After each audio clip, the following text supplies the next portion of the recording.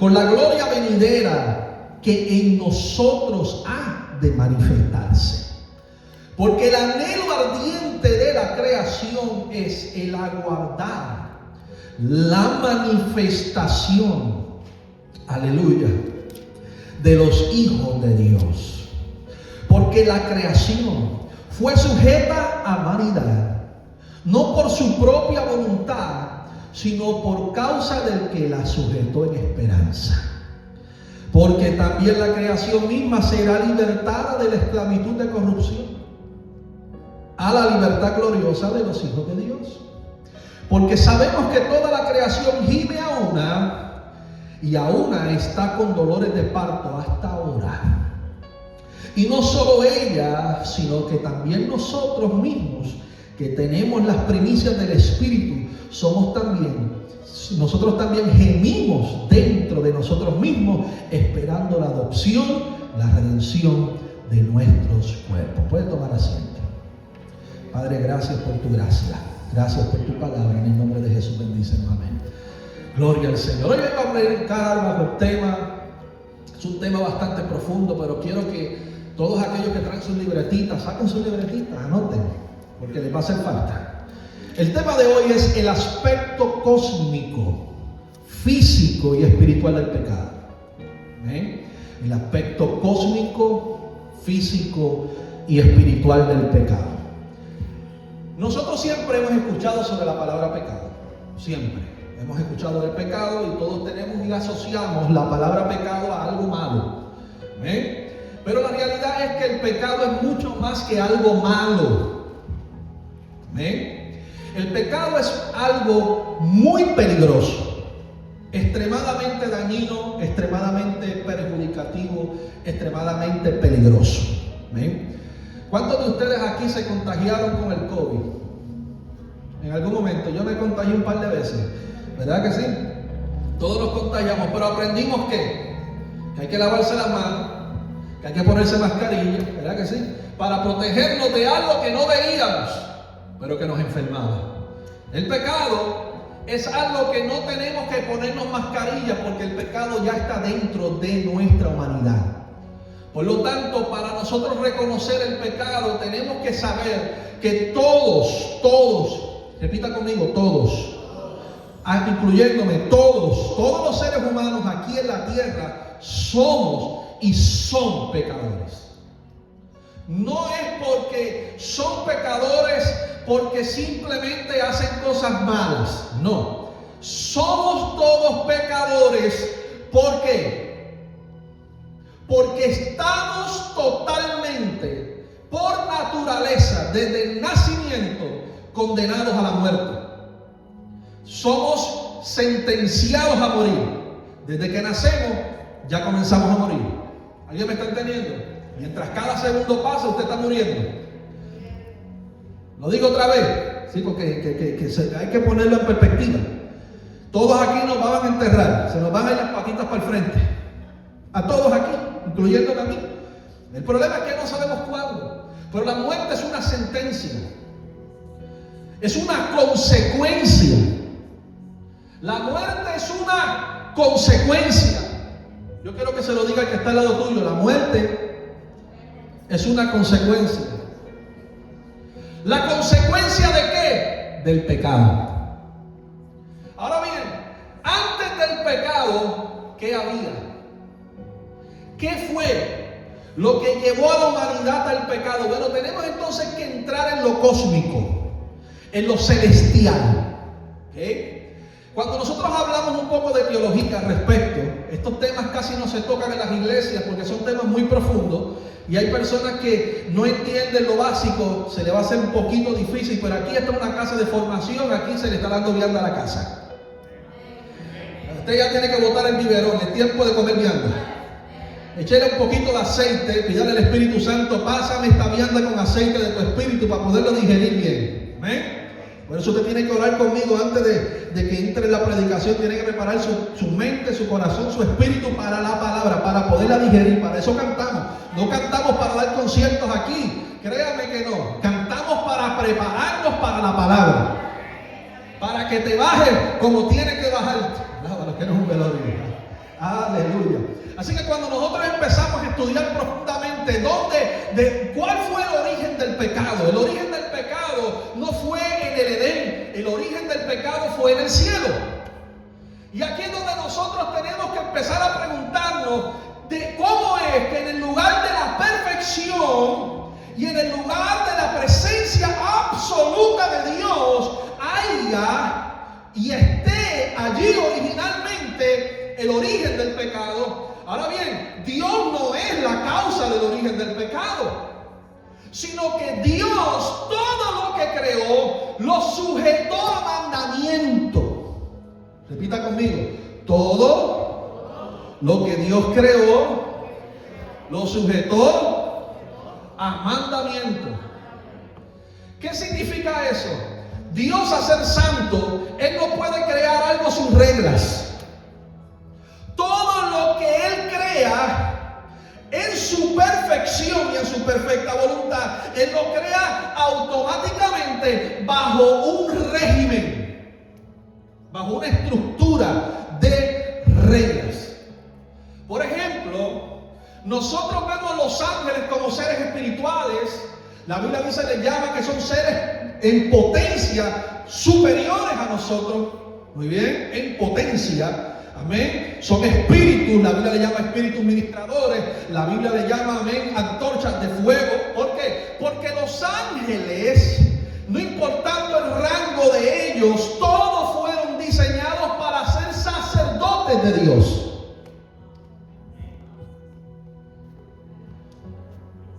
Repito, los ángeles, todos, no importando su rango, su nivel, fueron diseñados para ser sacerdotes o ministros de Dios. ¿Quiere aprender eso? Lea Hebreos capítulo 1, los primeros versículos, por favor. Ahí está. Así que ellos son seres ministradores. Ellos sirven a Dios. Ellos adoran a Dios. Ellos alaban a Dios. Ahora el problema es, cuando nosotros analizamos la naturaleza angelical, tenemos que darnos cuenta que en su creación, Dios no puso su imagen en ellos. Si usted se va a Génesis capítulo 2, dice que cuando Dios creó ¿a quién? Al hombre. ¿Cómo lo creó? Lo creó con tres características. Le dio señorío, lo hizo semejante y puso su imagen en él. ¿Ven? Cuando nosotros estudiamos profundamente, aquí hay algo que está pasando, algo que la mayoría de la gente le pasa por alto cuando lee la Biblia. ¿Por qué los ángeles, siendo perfectos, se rebelan contra Dios? Amén. La razón fuiste tú.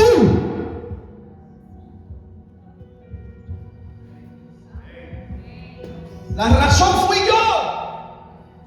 Porque cuando Dios los diseñó, Dios le dijo, ustedes van a servirles a ellos. La Biblia le llama consiervos.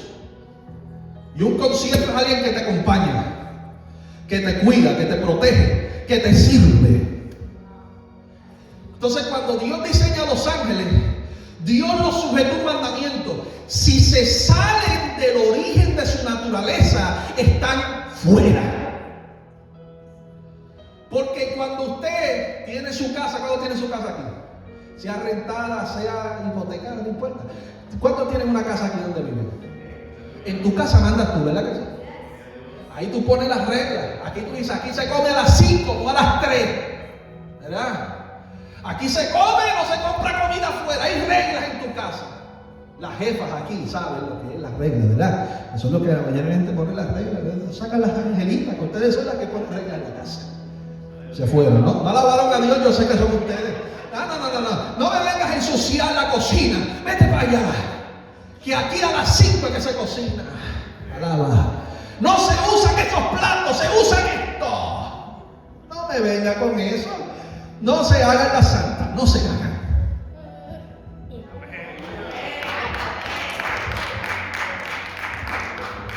Que en su casa manda usted.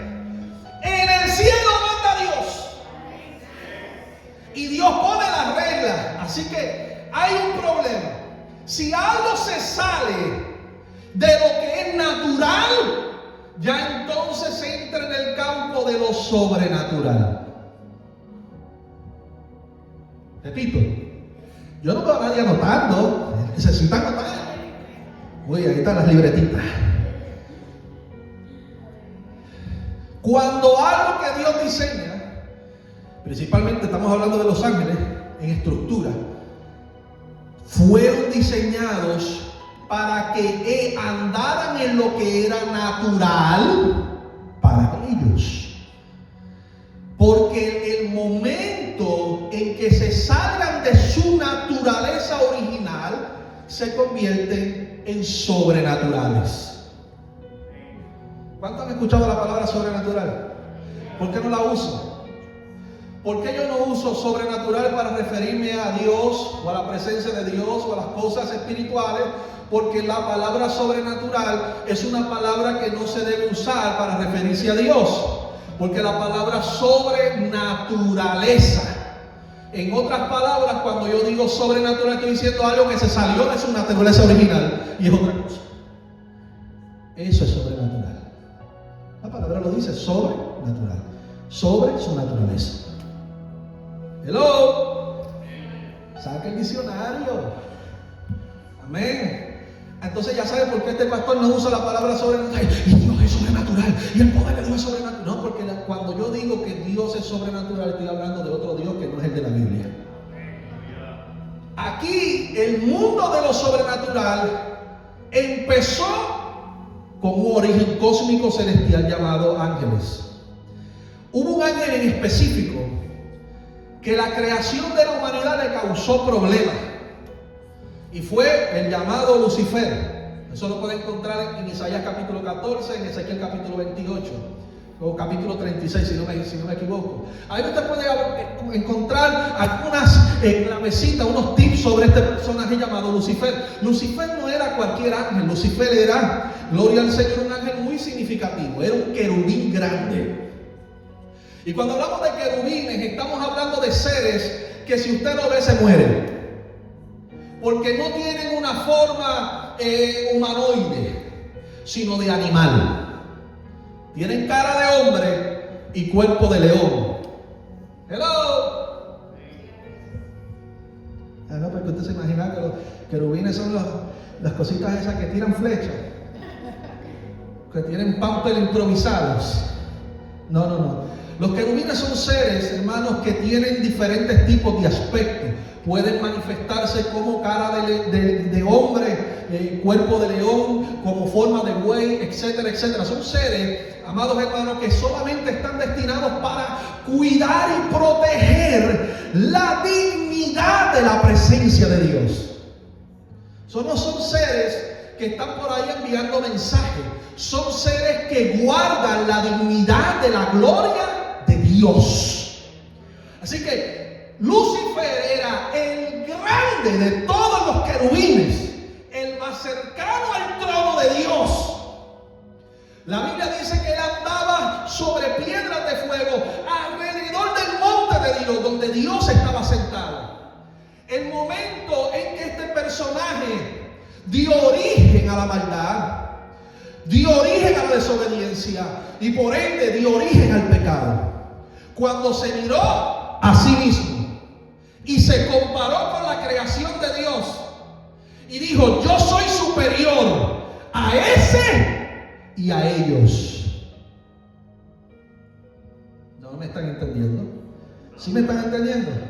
Cuando Lucifer dijo: yo soy superior a Dios, yo haré mi trono más alto que el trono de él, porque yo también soy superior a lo que creó en la tierra. Y yo no me voy a sujetar a cuidar ni a proteger a esos seres inferiores a mí. Técnicamente el origen de la maldad fue envidia. Porque Dios le dio a seres inferiores su imagen, su semejanza y autoridad sobre la creación. Y Satanás dijo: yo no me voy a sujetar a esos seres inferiores a mí. Yo los voy a destruir, yo los voy a alejar de ti. Y ahí es donde comienza la caída cósmica celestial de los ángeles. porque hubieron ángeles que estuvieron de acuerdo con él. Pero aunque usted no sabe dónde también tuvo origen algo muy famoso, muy peculiar dentro de las congregaciones, dentro de la cultura hispana, el chisme. Alábalo, pero un velorio. Sí. En el libro de Ezequiel, en el libro de Isaías dice: y por la multitud de tus contrataciones caíste, oh querubín protector. Porque este chismoso hijo del diablo, amén, ese diablito llamado Lucifer, cuando vio todo esto y comenzó a pensar y comenzó a preparar en su mente una rebelión contra Dios, él sabía que solo no podía, sino que no solamente que no solo no podía, sino que Satanás nunca hace nada para él pagar las consecuencias solo, sino que él quiere que otro grupito también la pague con él. Bobo le dice, ¿verdad? No, yo quiero llevarme un grupito. ¿Y qué pasó? Que fue angelito por angelito diciéndole: mira, ¿sabes qué? Dios creó algo que tú no has visto. Yo lo vi. Ezequiel capítulo 36 dice: oh querubín protector, en el huerto del Edén anduviste. Antes de ser la serpiente anduvo como querubín. Y observó en primera fila la creación que Dios estaba haciendo. Y de ahí entonces se fue al cielo con el bochinche, porque dijo: ¿sabe qué? Ustedes no tienen acceso a lo que yo tengo acceso, porque como yo cuido la dignidad de la gloria de Dios, aquí usted no sabe quién fue el que estaba dándole forma a ese pedazo de yeso. La Biblia lo llama el Verbo, el Alfa y el Omega, el principio y el fin, que usted le llama Jesús. Cuando Jesús estaba creando, capítulo 1, versículo del 1 al 4, dice: y sin Él nada de lo que ha sido hecho fue hecho. Eso quiere decir que usted se lee Colosenses capítulo 1, versículo 15, y se entra en esa atmósfera de la creación y dice claramente y responsabiliza a nuestro Señor Jesucristo como el diseñador y creador de todas las cosas. Así que cuando Satanás estaba en el huerto del Edén, que estaba protegiendo la dignidad de la gloria de Dios llamada Jesucristo. Si usted se da cuenta, en la Biblia muy pocas veces se especifica qué es la gloria. Pero en el libro de Juan, capítulo 16, cuando Jesús está orando, dice: la gloria que me diste les he dado. ¿A qué se refiere? A Él. Se fueron. ¿Están aquí? ¿Sigo paro? ¿Sigo paro? ¿Sigo? Ok. Y cuando nosotros hablamos de toda esta cuestión, Satanás se fue con el bochinche al cielo, diciéndole a los angelitos, principalmente a los de alto rango, diciéndole: ¿sabe qué? Dios nos sustituyó. Le dio una dignidad que no nos dio a ninguno, ni aún yo, siendo el sello de la perfección de Dios, lleno de sabiduría y de hermosura. Yo no tengo su imagen ni su semejanza. Él puso su imagen y su semejanza. No solamente puso su imagen y su semejanza, Él puso su espíritu en ellos. Eso le causó envidia, y los ángeles comenzaron a chismear dentro del cielo. Gloria al nombre del Señor, diciendo: ¿sabe qué? Nos sustituyó. El problema es que la primera palabra nunca llega al final de la misma manera. Y cuando vemos, no solamente hubieron ángeles que se rebelaron contra Dios de parte de Satanás, sino que hubieron ángeles que no se fueron ni con Satanás ni con Dios. Una rebelión independiente. Y ese es el origen del pecado y la maldad. El origen del pecado y la maldad es espiritual. Ahora bien, ¿qué hace el pecado originalmente en estos seres espirituales? No solamente los llena de maldad y de ego, sino que ahora enfocan todo su odio contra la creación de Dios. Y ahí estamos usted y estamos yo, ¿verdad? Todos los que estamos aquí. Satanás, cuando ve la creación de Dios, cuando ya Dios lo lanza a la tierra junto con sus secuaces, gloria al Señor, eso ocurrió entre medio de la creación de Adán y Eva y el árbol. Así que ahí se desestima que el capítulo 1, versículo 2 de Génesis fue la causa de la caída de Satanás, el desorden que había en la creación. ¿Cómo es algo espiritual va a causar un efecto físico y natural en la tierra? Los ángeles son seres espirituales. Amén. Por lo tanto, su caída no va a tener ningún significado físico. Así que cuando nosotros visualizamos, amados hermanos, esa caída de este personaje con todos sus secuajes, que la Biblia dice que es la tercera parte de los ángeles del cielo, son bastantes. ¿Saque cálculo? De 1.000.000, una tercera parte, ¿cuánto es? ¿Ah? Vamos a ver los matemáticos. Saquen el calculador ahí. Una tercera parte de 1.000.000. ¿Cuál? 300.000. Muy bien. Imagínense, los ángeles son billones. Calcule. Dice la Biblia que cuenta las estrellas, así de cantidad de ángeles hay. Así que si en esta galaxia hay 10 billones de estrellas, calcule. Solamente es una galaxia dentro de 250.000 billones de galaxias más en el universo. Calcule que cada una tenga 10.000 millones de estrellas. Así que calcule la tercera parte de todo eso.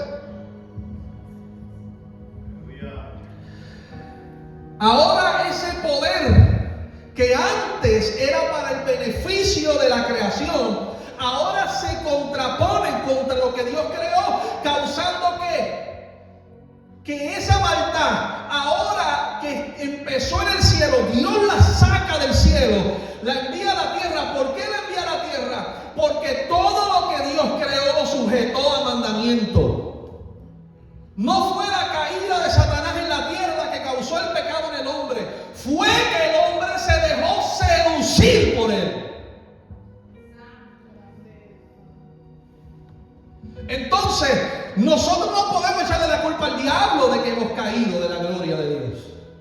La culpa no era de Eva, la culpa no era de Adán. No. La culpa no era de Satanás. La culpa era de Adán y Eva porque se dieron. Había un mandamiento que decía: de todo árbol del huerto podrás comer, pero el que está en el medio del huerto, de cierto no comerás porque morirás. No te acerques a él. Está prohibido. Pero ¿qué pasa cuando nos dicen que está prohibido algo? Ay, déjame pasar por allí cerca a ver cómo se ve. La curiosidad mató al gato, dice el dicho, ¿verdad que sí? Pero qué casualidad, amados hermanos, y esto es algo bien importante que usted lo entienda, porque cuando nosotros vemos la dinámica del capítulo 3 de Génesis, vamos a entender la dinámica de la guerra espiritual. Fíjense que la dinámica de estos seres no fue ir directamente donde Adán, porque Adán tipifica hombre, ¿verdad? Hombre, por naturaleza varón, ¿verdad? Adán, cuando tú le das un trabajo, se enfoca en el trabajo. Adán tenía un trabajo muy importante, era ponerle nombre a todo. Así que Adán le estaba poniendo: esto se va a llamar hierba, esto se va a llamar árbol de mango, esto se va a llamar árbol de manzana. Pero no se crea que le estaba poniendo el nombre simplemente por ponerle un nombre. Le ponía nombre basado en su actitud física, natural, etcétera, etcétera. Adán era un científico. Le puso gato al gato, le puso tigre al tigre. ¿Por qué? Por sus características. Así que estamos profundizando un poquito aquí. Alaba lo que no es un velorio, ¿eh? Así que cuando tú le das al hombre una tarea, el hombre se enfoca en eso, no moleste, porque se enoja. No me distraiga que estoy haciendo esto. Satanás conoce la fisiología y la psicología. Así que ¿qué pasa cuando el hombre está ocupado? La mujer está sola. Se fueron. Sí, están aquí. Porque Satanás conoce la fisiología y la psicología. No tiene nada que ver con que el hombre es superior o inferior a la mujer, o la mujer es superior o inferior al hombre. No estoy hablando de eso. De por sí la Biblia no habla de eso. Lo que sí la Biblia te dice es que hay roles distintos. Y esos roles se basan en la naturaleza de cada persona, en este poniente, en la naturaleza del hombre y de la mujer. Así que Dios puso unos roles, unas características específicas. El hombre es el protector, el guardador, el proveedor, porque tiene unas características físicas y mentales y psicológicas que fueron diseñadas para eso. Igualmente la mujer cuida a su familia, le da forma al carácter familiar, crea la casa, la construye. Porque tiene unas características emocionales que el hombre no tiene, tiene unas características mentales que el hombre no tiene. Por lo tanto, Dios le dio un rol distinto. No quiere ser como un hombre y no quiere hacer tu hombre una mujer, porque esas cosas se llaman apostasía. Es abandonar el origen de las cosas. ¿Y qué pasa cuando Satanás va a la mujer? La mujer estaba caminando. Fíjense lo que estaba haciendo, caminando, el hombre ocupado trabajando 10 horas al día, llega cansado, ¿verdad? Se sienta, busca relajarse, pero la mujer busca hablar, busca comunicarse. He estado 12 horas aquí solo o sola y necesito conversar contigo, y el hombre no quiere escuchar a nadie. Satanás dice, me voy a acercar a la que le gusta conversar. Y qué casualidad que la que le gusta conversar estaba cerca donde Dios había dicho no te acerques. Hello. Porque hay un principio de reino ahí. ¿Cuál es el principio? Que la mujer tiene que estar bajo autoridad.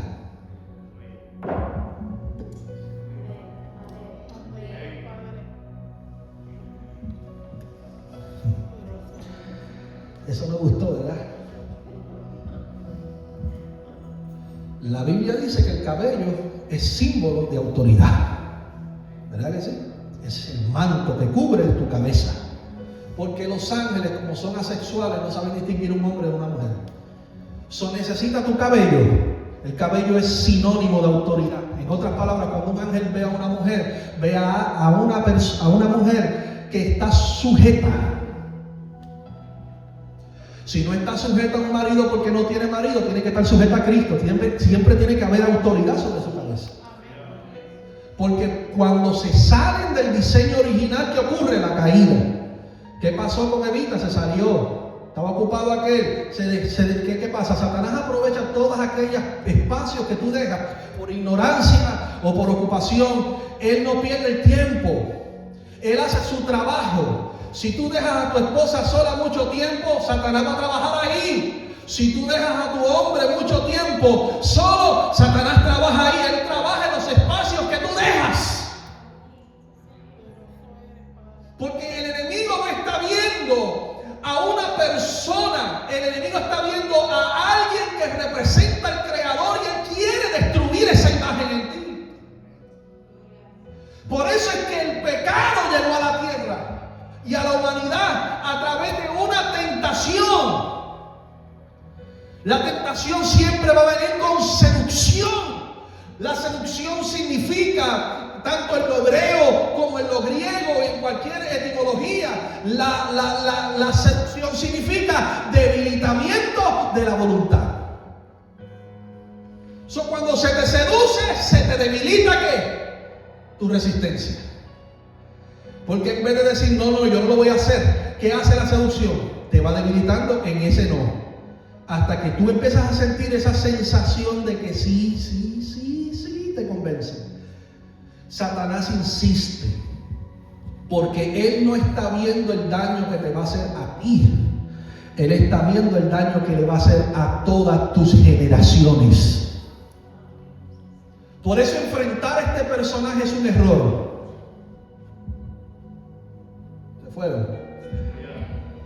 Enfrentar a este personaje es un error, porque él siempre le va a llamar la atención al que lo provoca.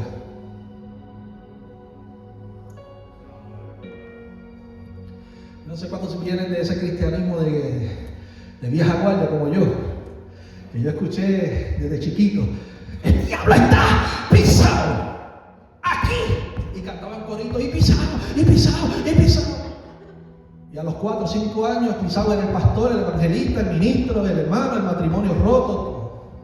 ¿Por qué? Porque Judas nos advierte, dice, que hay hombres que blasfeman contra las autoridades superiores sin saber lo que hacen. Y estamos hablando de que Satanás es una autoridad. Por eso nosotros como creyentes, si estamos en una posición opuesta a la que Él tiene, por lo tanto Dios habla en la palabra en Efesios capítulo 6, versículo 11, 13, habla en Santiago capítulo 4, versículo 7, ¿qué es lo que dice? Resiste. Porque si tú te vas a puños con el diablo, él va a ganar. Porque él no duerme, usted se va a cansar. Usted créeme que se va a cansar. Pastor, pero Jacob no se cansó. Jacob peleó por 12 horas y terminó con una cadera dislocada. Porque tú estás enfrentando seres espirituales que no tienen límites. Entonces cuando tú te enfrentas a cosas así, tú tienes que resistir, tú no puedes pelear. Tú tienes que dejar que lo superior pelee por ti. Por eso la Biblia en reiteradas ocasiones le dice Dios a Moisés: yo pelearé por ti. Tú date tranquilo.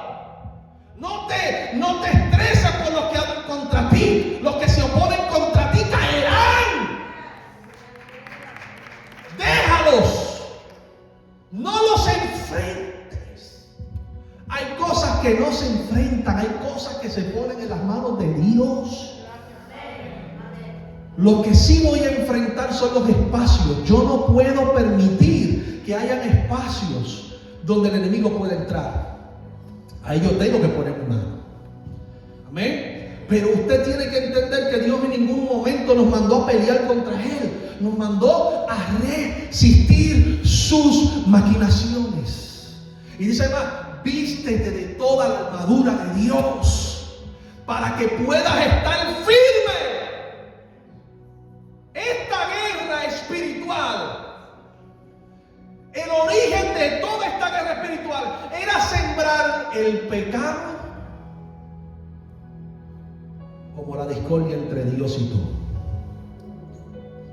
Cuando yo cedí a la tentación, y digo figuradamente, refiriéndome a Adán, fíjense, amados hermanos, que la misma Biblia, usted puede buscarla, cuando Eva comió del fruto no pasó nada. Mire la estrategia. Ella representa el futuro, pero sin el presente no puede pasar nada. Yo necesito el futuro para destruir el presente. Eso Satanás fue estratégico. Ahí usted se da cuenta que él es estratégico, minucioso. Entonces quiere decir, amados hermanos, que la mujer es superior al hombre. No se trata de superior, no se trata de eso.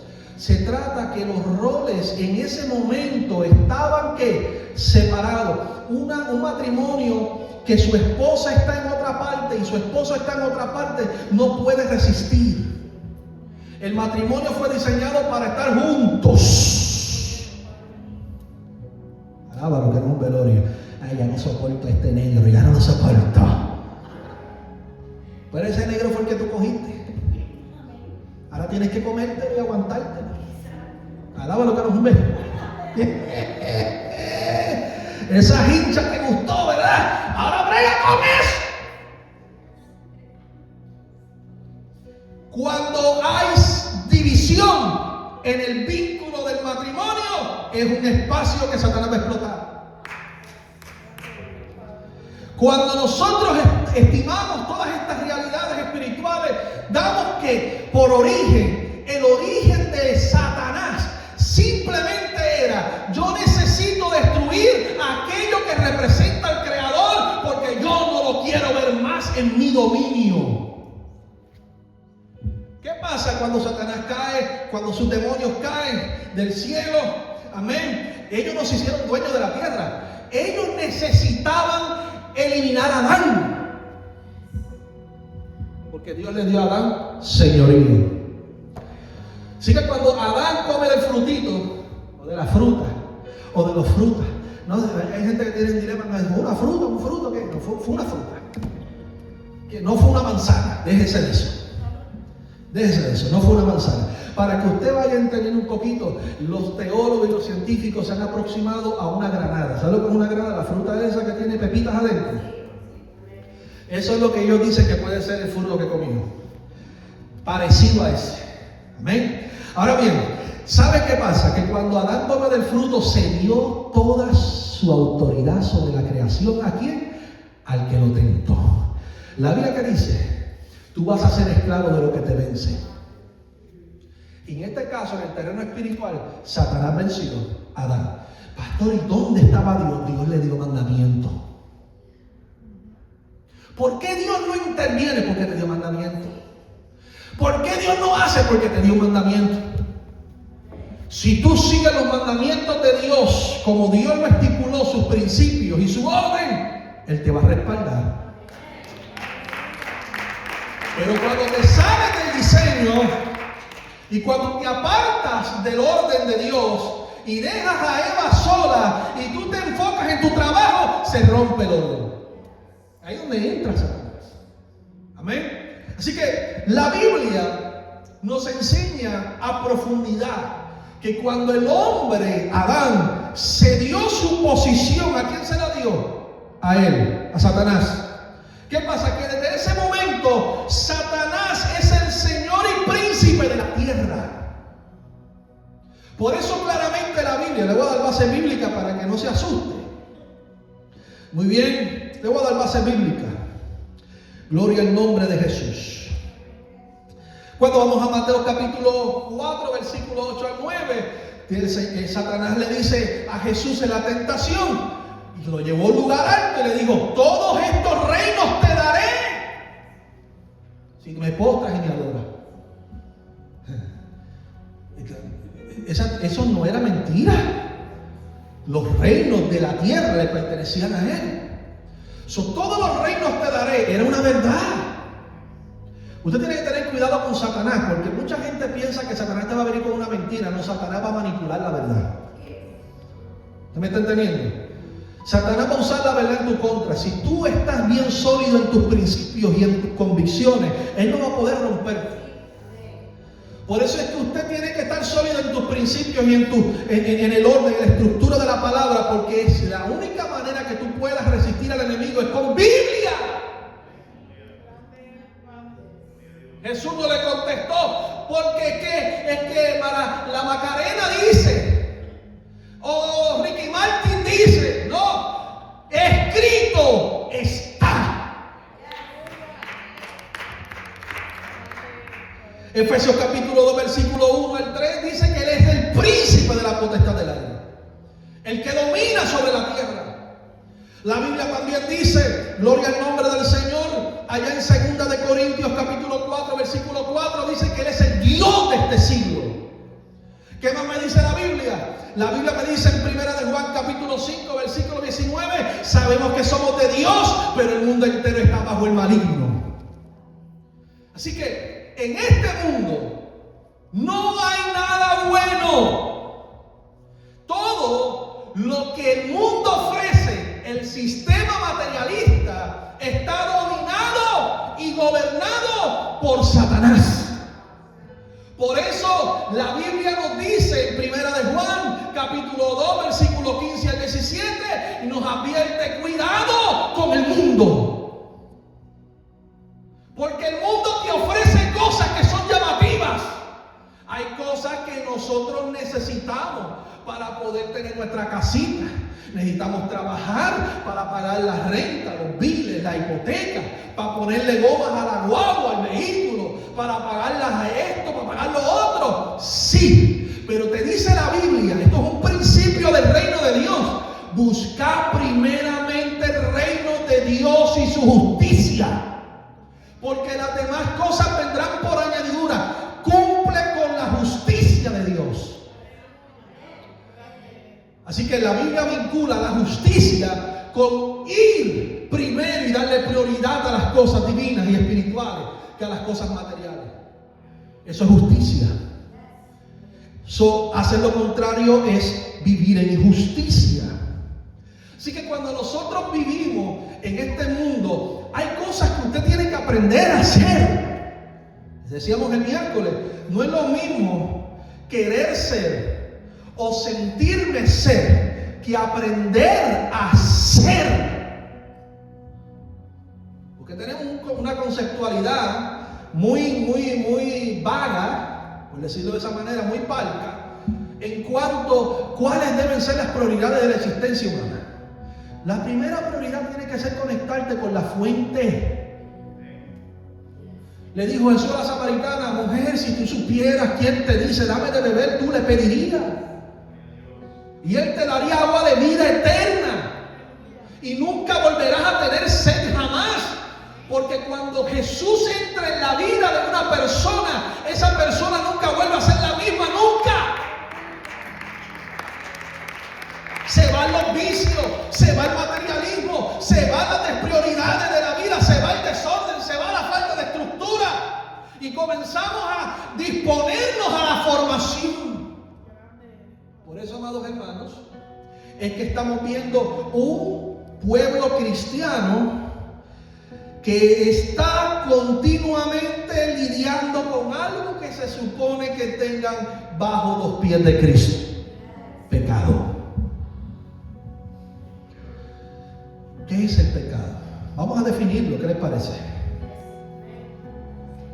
El pecado tiene varias palabritas, creo que son unas 4, unas 5 palabras en la Biblia. Y como les he explicado los miércoles aquí, los miércoles para que aprendan. Escuche, la palabra pecado en español puede hacer sentido a lo que usted entiende que es pecado, que en otras palabras es desobediencia, ¿verdad? O es salirse del orden de Dios o de los principios de Dios. Pero la palabra pecado en el original, cada vez que se menciona, utiliza una palabra específica, amén, que en el español se traduce como pecado, pero que en el original te da unas palabras con unas características específicas para que aprendamos a distinguir el estado del pecado en uno. Así que hay una palabra muy poderosa en hebreo que es hatá. Y hatá en hebreo es pecado, ¿verdad? Así que hatá en hebreo es culpa. Es omisión contraria a la ley. Amén. Así que técnicamente la palabra hatá en hebreo significa errar. Errar, error. Muy bien. En el término del Nuevo Testamento aparecen unas 4 o 5 palabras. Número 1 está la palabra armatia o armatía, que significa errar del blanco. Muy bien. Así que armatía literalmente significa salirse del camino. ¿Ven? ¿Y qué dijo Jesús? Yo soy Él. Así que el pecado en nosotros, los que estamos siendo formados, estructurados y viviendo bajo el diseño del orden de Dios, ¿qué es lo que nos puede sacar del camino? El pecado. Muy bien. ¿Qué más? Hay otras palabras. Está la palabra, gloria al Señor, para tomar. Y para tomar es dar un paso en falso. ¿Cuántos saben lo que es dar un paso en falso? ¿No saben? ¿Qué es dar un paso en falso? Vamos a ver, alguien me levanta la mano. ¿Un paso en falso qué es? Caer. Muy bien. Así que técnicamente un paso en falso es creer que estoy pisando sobre algo sólido y no es sólido. ¿Amén? Así que eso es otro término para la palabra pecado. Hay otra palabra para la palabra pecado, es parabasis, que significa pies que traspasa el mandamiento. Así que parabasis significa pies que traspasa el mandamiento. Hay otra palabra que es ofiilema, que es deuda. ¿Ok? Así que el pecado es una deuda. ¿Qué más? Adiquía es otra palabra para pecado que significa estado de injusticia.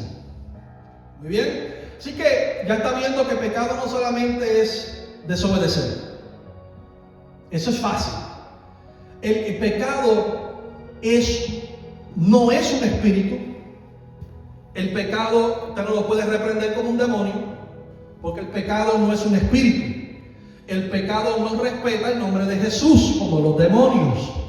Si usted va a la Biblia, Santiago capítulo 2 dice que los demonios creen y tiemblan, pero el pecado no tiembla. Porque lo único que tú puedes hacer contra el pecado es llevarlo a Cristo. Porque el pecado es una deuda que necesita ser pagada y la única forma de pagarse esa deuda es a través de la sangre del Cordero. Amén. Entonces, el pecado que en nosotros está dentro de nuestra genética. Por eso es que cuando usted tiene un hijo, su hijo nace pecador. ¿Usted me entiende? Por eso nosotros no bautizamos niños. Porque un niño no es capaz de discernir su pecado. ¿De qué se va a arrepentir el niño? Le voy a echar agua en la cabeza, y ya. Eso está bonito para la foto. Pero escúcheme bien. Para yo poder bautizarme, yo necesito saber qué es mi pecado, cuál es mi debilidad. Y llevar eso a los pies de Cristo. ¿Alguien me está entendiendo? ¿Qué más? ¿Qué pasa cuando nosotros vamos viendo todas estas cosas y nos vamos dando cuenta que el pecado no está fuera de mí? El pecado está en mis miembros, decía el apóstol Pablo, capítulo 6 de Romanos, capítulo 7, léalo. Dice, en mis miembros está una voluntad contraria. ¿Quién sembró eso? Satanás. Pero nuestros padres se dejaron llevar. Y hoy usted paga las consecuencias. Usted está viendo cómo las consecuencias llegan hasta el día de hoy. Por eso tus decisiones tienen que estar alineadas con los mandamientos. ¿Me está entendiendo? Si no hubiera un orden, imagínese. Yo quiero que usted se ponga a pensar. Vamos a ilustrar esto de una forma muy peculiar. Si en la calle no hubieran semáforos y signos de para y cede, imagínense cómo sería. Yo creo que se imagine esto. Vamos a poner, amados hermanos, que en Estados Unidos hay más de 400 millones de vehículos. Más de 400 millones de vehículos, porque en cada casa hay 2 y 3. Vamos a suponer que cada casa saque un vehículo. De cada casa en Estados Unidos serían millones y millones y millones de vehículos sin ningún orden, arrampante por ahí para abajo. La gente no va a poder cruzar. Los niños van a terminar asesinados por personas que los van a atropellar, los ancianos. El orden hace que todo funcione. Entonces pretendemos aceptar el orden civil, pero no aceptar el orden de Dios, que es igual de necesario, porque si no hay un orden moral, espiritualmente y bíblicamente en nuestra vida, vamos a andar espiritualmente en desorden. Y eso es lo que el Satanás planificó. Por eso es que la Biblia te dice que el único que te puede ayudar con tu pecado se llama Jesús. Por eso es que venimos a la iglesia, nos congregamos, porque necesitamos del compañerismo de nuestros hermanos y de la enseñanza, de la estructura, de un sistema eclesiástico para entonces tener una mentalidad organizada. Imagínense el cristianismo sin pastores y sin iglesia, sin templos, sin estructura, sin reglas. Esto sería un revolú. Usted lo vería bailando la Macarena en el púlpito, hermano David. Y cantando loqueras, porque no hay estructura, no hay nada. Por eso, amados hermanos, la gente tiene que entender: yo no voy al templo para entretenerme, yo voy al templo a aprender, yo voy al templo a oír la voz de Dios, yo voy al templo para que el Espíritu Santo ponga orden en mi vida. Yo voy al templo para que se me dé forma. Yo voy al templo para que se me dé estructura. Yo voy al templo para que Dios ponga mis cosas en orden. Así que en este momento yo necesito que usted entienda que todo este engranaje que le he explicado, ¿qué ha afectado? No solamente a mí, porque usted cree que su pecado lo afecta a usted nada más. No estoy hablando a nivel generacional. Estoy hablando que cuando Pablo escribió el capítulo 8 de Romanos, los textos que leímos, que es del 18 al 23, dice que alguien sujetó la creación a la vanidad. ¿De qué está hablando eso? De que cuando Adán se dio, ¿qué pasó? No solamente entregó su posición de autoridad, sino que degradó toda la naturaleza. Ahora mismo, por causa del pecado, las estrellas mueren. Por causa del pecado, los planetas se autodestruyen. Usted tiene un ejemplo aquí mismo en el sistema solar llamado Venus. Ese planeta se está autodestruyendo. ¿Qué más? Por causa del pecado se degradó el límite de vida humana. Por causa del pecado se degradó la naturaleza. ¿Usted cree que el aire que usted respira era el mismo aire que respiraba Adán y Eva? No, amado. ¿Cómo usted cree que Matusalén duró casi 1000 años respirando oxígeno? No.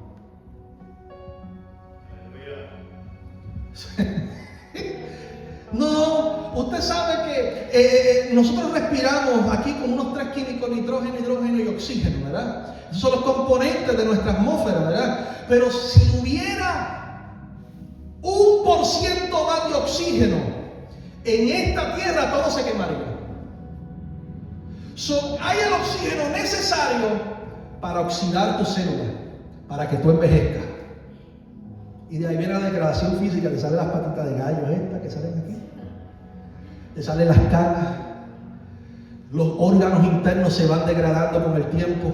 ¿Por qué? Porque el oxígeno es un limitante. Ay, por eso es que la gente cuando le ponían oxígeno puro en los hospitales se moría más rápido, porque el oxígeno quema los pulmones. Por eso necesitamos un balance químico para respirar, amén, y no oxidarnos rápido. ¿Ven? Si hubiera un planeta que hubiera 100% oxígeno, estaría encendido en llamas. Nada pudiera sobrevivir ahí. ¿Usted me está entendiendo? El pecado degradó todo. La creación, automáticamente, que era perfecta y buena, creó la manera de matarnos. Así que cuando usted vea los huracanes y usted vea los tornados y los terremotos, esos son los dolores de parto de que habla la Biblia. La tierra gime por su liberación porque no soporta al ser humano pecador en la tierra, ya no lo soporta. Y la misma tierra, al degradarse, creó las plagas, los virus, las bacterias, los parásitos. ¿Usted cree que eso son cosas que por arte de magia, las cucarachitas que te encantan a ti? ¿Cuántos si ven una cucaracha salen corriendo? No van a levantar la mano. Esos animales, esos insectos no existían. Todo fue degradación. El pecado no solamente te degrada a ti delante de Dios, sino que degrada todo. El pecado es una enfermedad, una maldición. Por eso cuando tú le abres puertas al pecado y te das sin restricciones, tu descendencia pagará las consecuencias. Ya es hora de que usted aprenda. Por eso es que estamos dando vianda. Porque el pecado no solamente me afecta a mí, afecta todo. Y por causa del pecado, la Biblia dice ahí en Romanos que la tierra, la naturaleza gime, porque se manifiesta en los hijos de Dios. ¿Saben lo que significa eso? La tierra está, el planeta, la naturaleza, las moléculas, todo lo que es micro, está pidiéndole a Dios: ven por tu iglesia.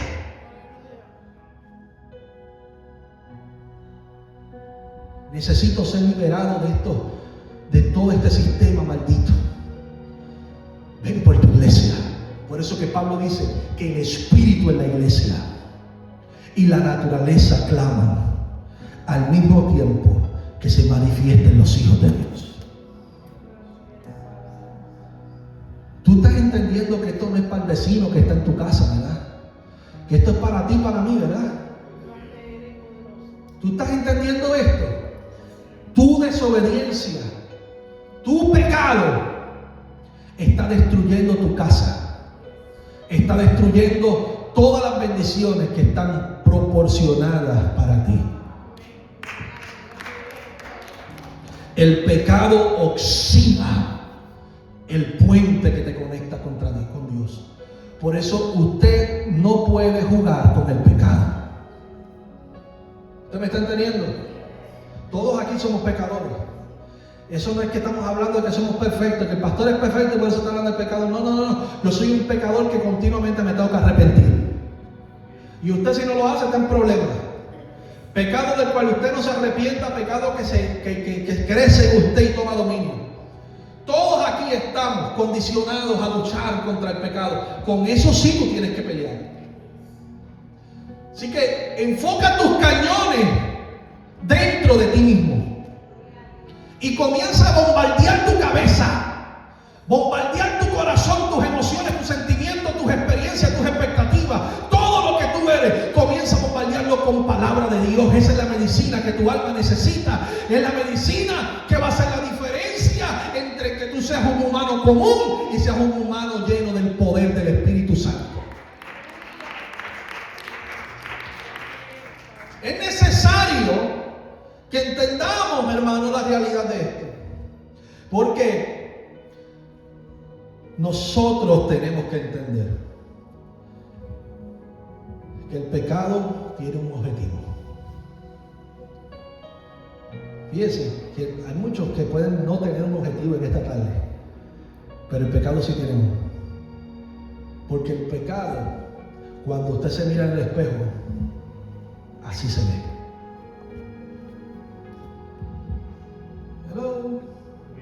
¿Usted quiere ver el pecado? Pastor, ¿y cómo se ve el pecado? Mírate en el espejo. Se parece a ti. Porque tomó tu forma. Porque el pecado ha moldeado tu vida. Y muchas de las canitas que tiene en tu cabeza es porque el pecado ha estado a cargo. Y mucha de la degradación de tus emociones y de tus sentimientos porque el pecado ha estado a cargo. De la única forma de poner orden en tu mente, en tu corazón, en tus emociones y en tu vida es trayendo el orden que es Jesucristo a tu vida. Pero para que eso pase tienes que romper con el pecado. El pecado no se va a quedar quieto. El pecado te va a atacar. Las tentaciones van a venir. Usted no puede sentirse súper espiritual cuando llegue ya y se sienta fortalecido. A mí el pecado no puede. No provoques al centello ese que está allá afuera. No provoques a Satanás. No lo provoques.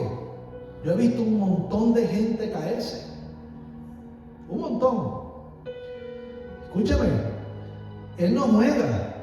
Y si tú lo retas y lo provocas, Él te va a probar. Y ruego al Padre que no te falte la fe. Y la fe viene por medio de la palabra. Así que, amado, usted está en una batalla que usted va a tener que ser sabio para pelearla. Porque en el mundo espiritual, tus brincos y tus saltos en el servicio, en los conciertos cristianos, eso no tiene ningún efecto. Son tus acciones, son tus pensamientos. Son cómo te proyectas, cómo te comportas, cómo te conduces, cómo hablas, cómo miras, cómo tocas, cómo te mueves, hasta cómo gesticulas tu cara. Todo tiene un efecto. ¿Por qué? Porque el mundo espiritual externo ignora por completo cuáles son las proyecciones de tu propia voluntad. Ellos no saben cuáles son tus prioridades, ellos ven cuáles son tus prioridades. Por eso, hermano, el creyente lo primero que tiene que mostrar es evidencia. Frutos. Evidencia, frutos. Como que ahora estamos sirviendo al Señor, pero no tengo paz. Y uno de los frutos del Espíritu es, pero no tengo amor. Uno de los frutos del Espíritu es, pastor, pero no tengo paciencia, quiero matar gente. El fruto del Espíritu es paciencia. ¿Usted me entiende? Porque cada cosa que usted como hijo de Dios, acuérdese que los hijos de Dios no son todos los que llegan al templo, son aquellos que han nacido de nuevo, han entregado su vida a Jesucristo, que han decidido vivir para Él y para su gloria. Usted tiene que entender, amado, que en cada área el Espíritu Santo va a operar en ti y te va a poner a prueba. Y es a través de todas esas ocasiones que usted va a tener que enfrentar personas que ya usted debió haber perdonado hace siglos, pero todavía lo mira y los quiere matar. Hasta que usted no se deshaga de eso, usted no va a ser bendecido. Incluso la Biblia dice que si vas a ofrendar y no has arreglado las cosas con tu hermano, no ofrendes. La Biblia está llena de principios, mi gente. Por eso es que esto es una lucha. Usted tiene que decidir: ¿voy a vivir conforme a la palabra o voy a vivir conforme a mis deseos? Pero ya sabes que cuando vives conforme a tus deseos, las consecuencias alcanzarán. Aquí yo traigo 3 papeles. El que los quiera se los puedo hacer llegar. ¿Qué hay 3 papeles? La Biblia menciona, déjame ver aquí, unos 77 tipos de pecados distintos. Aquí en esta lista, 77 tipos de pecados. La Biblia los menciona. Imagínense, es más fácil pecar que obedecer. Obedecer solamente es una cosa, y pecar tiene 77 formas distintas. ¿Por qué? Es necesario que usted entienda, hermano, como dice el apóstol Pablo aquí en Romanos capítulo 8, versículo número 5. Vaya conmigo, con esto cierro. Romanos capítulo 8, versículo 5 dice la palabra de Dios: porque los que son de la carne piensan en las cosas de la carne, pero los que son del Espíritu, en las cosas del Espíritu. Porque el ocuparse de la carne pero el ocuparse del Espíritu es, por cuanto los designios de la carne son enemistad contra Dios, porque no se sujetan a la ley de Dios, ni tampoco pueden. Y los que viven según la carne no pueden agradar a Dios. Mas vosotros, ¿a quién le está hablando? A los que han nacido de nuevo, a los que viven en una actitud de arrepentimiento. Le está diciendo: no vivís según la carne, sino según el Espíritu, si es que el Espíritu de Dios mora en vosotros. Y si alguno no tiene el Espíritu de Cristo, no es de Él. Así que todos aquellos que hemos nacido de nuevo, que tenemos el Espíritu Santo de Dios, escúchame bien lo que le voy a decir. Porque cuando voy a decir, lo que voy a decir puede sonar fuerte, pero es importante que usted lo entienda. Fíjense que Pablo dice: porque los que tienen, si es que lo tienen, porque el que no lo tiene no es de Dios. Si no es de Dios, ¿de quién es?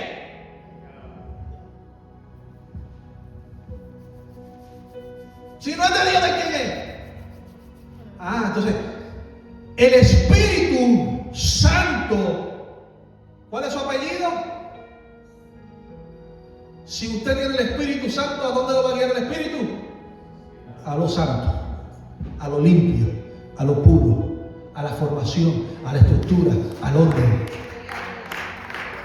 Por eso el que tiene el Espíritu Santo, si es mujer, viste apropiadamente. Si el Espíritu Santo dentro de un varón, dentro de un hombre, lo hace ser varón. Y el afeminismo ese se tiene que ir. Alábalo por un velorio, caballero, aquí. Sí, porque el afeminado no es un hombre amanerado. Usted me lo explico. Afeminado es un hombre que ha cedido su lugar. Amén. Así que cuando nosotros estamos llenos del Espíritu de Dios, por eso usted tiene que buscar esa llenura. Cuando nosotros estamos llenos del Espíritu Santo, ¿a dónde nos guía el Espíritu Santo? A producir todas aquellas cosas que son necesarias para que en Cristo estemos completos. Por eso la iglesia tiene que buscar la llenura del Espíritu de Dios. Una iglesia que no busca eso es una iglesia donde el pecado está rampante por sus anchas. Por eso, amados hermanos, mire, como pastor yo no puedo reprender el pecado. El pecado está fuera de mi alcance. Yo tengo que vivir para Dios y darle muerte a mi pecado. Usted tiene que hacer lo mismo. El pecado no se va de la noche a la mañana. Usted tiene que romper costumbres y hábitos en sí. Tiene que redireccionar tu voluntad. Amén. Así que es importante, amados hermanos, que usted haya entendido lo que Dios le habló hoy. El pecado es peligroso. No juegues con eso. Eso te oxida, te destruye, acaba con todo lo que es bello, bonito en tu casa, en tu familia. Por eso, caballeros, pónganse en su lugar. Ustedes son los sacerdotes de cada casa. Dios le ha encomendado a ustedes que proteger la puerta, las entradas y la salida. Lo que entra a tu casa entró porque tú lo dejaste entrar. Caballeros, pónganse en su lugar. Pónganse en su lugar, pónganse en su lugar. No dejen entrar las cosas en su casa que no tienen que entrar. ¿Por qué? Porque tu descendencia pagará las consecuencias. Después no te quejes. Dios, ¿por qué tú permites esta? ¿Por qué? Bueno, porque tú, cabezón, dejaste entrar cosas que no tenías que dejar entrar. Amén. Y si no hay un caballero en su casa, no hay un esposo en su casa, si usted es una mujer soltera, usted tiene que pararse en esa puerta y ponerse en la brecha y no dejar entrar en su casa lo que no puede dejar, no puede entrar. Usted tiene esa responsabilidad ante Dios. Amén. Así que en definitiva, la palabra de Dios dice, y con esto cierro, se me olvidó un texto, lo voy a leer rápidamente, está en 1 de Juan, capítulo 3, versículo 8. Miren lo que dice 1 de Juan, capítulo 3, versículo 8. Y con esto se acaba esto. Escúchame bien. 1 de Juan, capítulo 3, versículo 8 al 10 dice: el que practica el pecado es del diablo, porque el diablo peca desde el principio. Para esto apareció el Hijo de Dios, para deshacer las obras del diablo. Todo aquel que es nacido de Dios no practica el pecado, porque la simiente de Dios permanece en él y no puede pecar, porque es nacido de Dios. En esto se manifiestan los hijos de Dios y los hijos del diablo. Todo aquel que no hace justicia y no ama a su hermano no es de Dios. Así ha dicho la palabra. Así que recíbela, abrázala y medite en ella. Padre, gracias.